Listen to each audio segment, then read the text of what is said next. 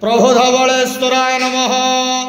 दीपं ज्योति परम ब्रह्म दीपं ज्योति जनार्दन दीपहरतु मे पाप पूजा दीप नमस्तुते।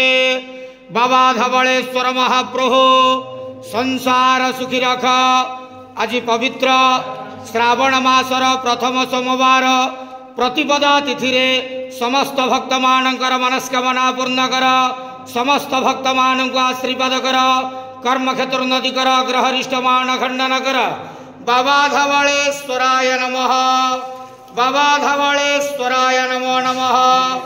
प्रभु नमः शिवाय संताय करणाय त्रिविताय जटाधराय हर हर महादेव शिव शंभो महाप्रभु धवलेश्वराय नमो नमः। संसार सुखी रखंतु आनंद गेवार हरि बोलो। आज श्रावण मासर प्रथम सोमवार समस्त भक्त मानक आशीर्वाद करंतु आनंद गेवार।